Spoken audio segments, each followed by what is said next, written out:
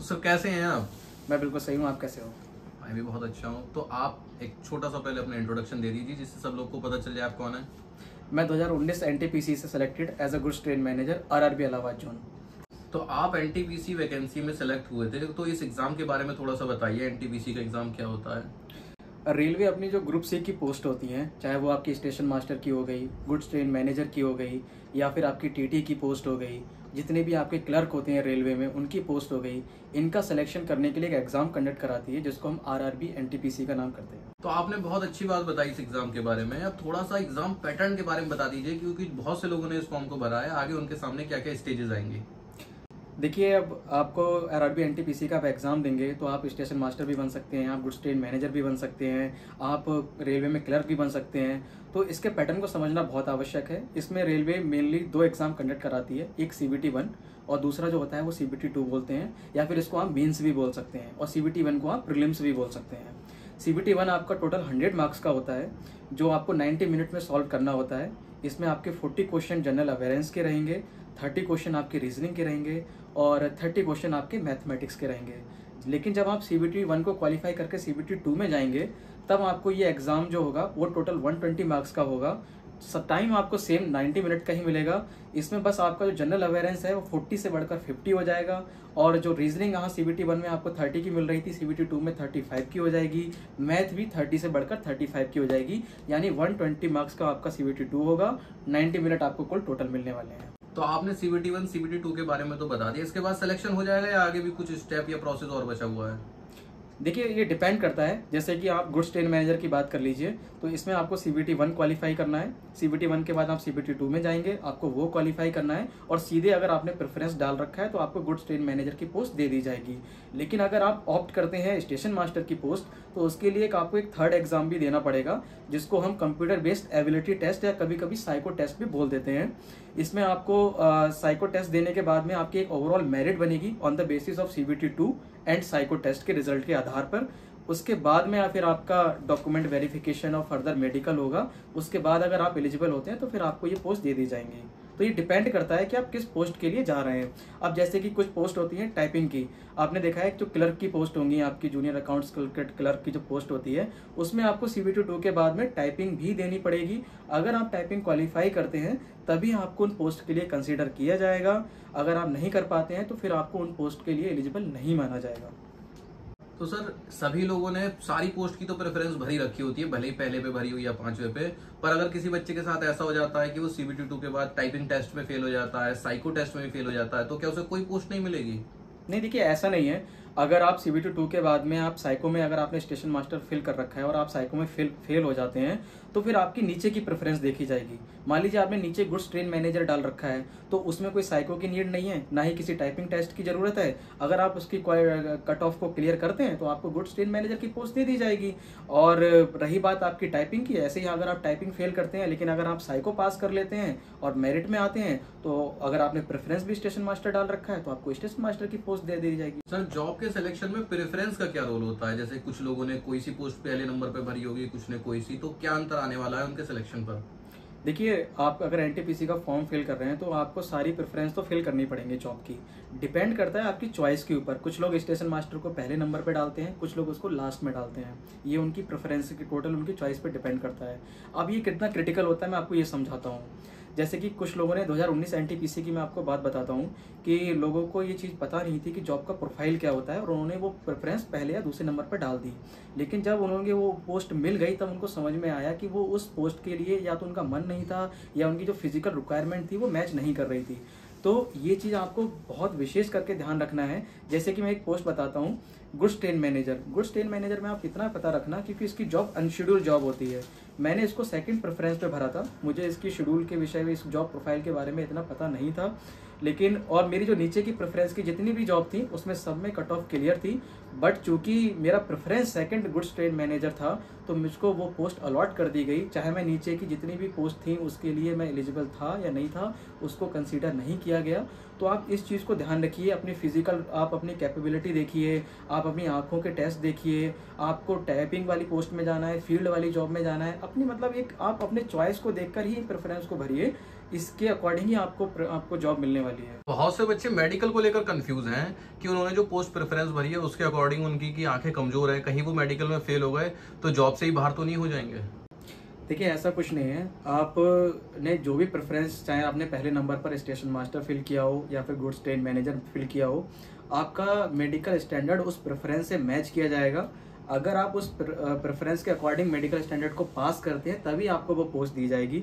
अब जैसे कि एग्जांपल देता हूँ कि आपने पहले नंबर पे मान लीजिए स्टेशन मास्टर फिल कर रखा है, अब उसमें हाईएस्ट आपको मेडिकल स्टैंडर्ड A2 चाहिए, लेकिन मान लीजिए आपका मेडिकल स्टैंडर्ड आता है C2 या C3 या C1 जो भी आता है, तो ऐसा नहीं आपको बाहर कर दिया जाएगा, आपकी उसके नीचे की पोस्ट प्रेफरेंस देखा जाएगा, आपका तीसरा देखा जाएगा, चौथा देखा जाएगा, पांचवा देखा जाएगा, छठा देखा जाएगा। कहीं ना कहीं तो आपने वो पोस्ट फिल ही की होगी जहां पर C1 C2 या C3 मेडिकल स्टैंडर्ड मांगा गया होगा, जहां आपको वो प्रेफरेंस मिल जाएगी, आपको वो पोस्ट दे दी जाएगी। बहुत से बच्चों ने जो अपना फॉर्म भरा है वो ज्यादा वैकेंसीज को देखते हुए बहुत दूर दूर से भर दिया, जहां से उनका घर पड़ता है वहां से दूसरे दूसरे जोन में भर दिया। तो क्या वो नौकरी लगने के बाद वापस अपने घर पर ट्रांसफर आ सकते हैं? ट्रांसफर हो जाता है रेलवे में?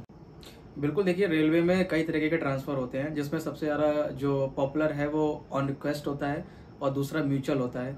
देखिए मान लीजिए किसी ने आपका घर इलाहाबाद में है या फिर आपका यूपी रीजन में घर आता है और आपने बेंगलोर से, चेन्नई से, विशाखापट्टनम, जहाँ से भी आपने फॉर्म को फिल कर रखा है, तो आपको ये देखना होगा कि ऐसा कोई लड़का तो नहीं है जो आपका यूपी में हो और उसको जाना हो जहाँ से आपने फॉर्म भरा है, जैसे बेंगलोर से जाना हो तो आप उससे बात कर सकते हैं। बहुत सारे रेलवे में ग्रुप होते हैं, बहुत सारे फेसबुक आपके ग्रुप बने होते हैं, वहाँ पे आप अपने प्रोफाइल को डालिए, वो आपसे फिर कांटेक्ट करेंगे, फिर आप लोग म्यूचुअली, वो आपकी जोन में ट्रांसफर हो जाएगा, आप उसकी जोन में आ जाएंगे, तो इसको म्यूचुअल ट्रांसफर कहते हैं। लेकिन मान लीजिए आपको म्यूचुअल ट्रांसफर नहीं मिलता है और कोई आपकी जोन का ऐसा कोई लड़का नहीं है जो वहाँ आना चाह रहा हो, तो फिर आपको एक ऑन रिक्वेस्ट ट्रांसफर होता है रेलवे में, उसको अप्लाई करना पड़ेगा। हालांकि जो सेकंड ऑप्शन मैं बता रहा हूँ, इसमें रेलवे के ऊपर ये टोटली डिपेंड करता है कि आपको वो 3 साल में, 5 साल में, 7 साल में, जब भी उसको वैकेंसी वहाँ पर महसूस होगी वो आपको तभी वहाँ पर ट्रांसफर करेगा। बट म्यूचुअल अगर आपको मिल जाता है तो आपका विदिन 3 मंथ में आपका ट्रांसफर हो सकता है। थोड़ा सा अपने बारे में बताइए, आपने एनटीपीसी की तैयारी कैसे करी और कितना समय लगा, और बाकी लोगों को किस तरह से तैयारी करनी है? देखिए एनटीपीसी की अगर मैं जनरली बात करूं तो इसकी तैयारी करने में आपको 4 से 5 महीने लगेंगे, बाकी तो इसका कोई टाइम लिमिट होता नहीं है, लेकिन आप सीरियसली अगर तैयारी कर रहे हैं तो 4 से 5 महीने सफिशिएंट है। अब इसके पहले सबसे पहले आपको इसके सिलेबस को डाउनलोड करना होगा। इसमें आपकी मैथमेटिक्स है, आपकी रीजनिंग है और आपकी जनरल अवेयरनेस है। आप कोई भी एक सोर्स चुन लीजिए, ऑनलाइन ऑफलाइन, जो भी आपको सुटेबल लगे, जो भी टीचर आपको अच्छा लगे, वहाँ से आप अपनी मैथमेटिक्स कंप्लीट करिए अकॉर्डिंग टू सिलेबस, अपनी रीजनिंग कंप्लीट करिए, अपनी जनरल अवेयरनेस के जितने भी आपके पार्ट हैं, आपकी ज्योग्राफी हो गई, आपकी हिस्ट्री हो गई, पॉलिटी हो गई, अकॉर्डिंग टू आपके जो टीचर आपको अच्छे लगते हैं वहाँ से आप उसको कंप्लीट कर लीजिए। इसके बाद एक सबसे मस्ट चीज़ है आपको जो करनी होगी, आप कोई भी एक बुक आप चूज कर लीजिए जिसमें आपके रेलवे के प्रीवियस ईयर के क्वेश्चन आपको देखने को मिलेंगे।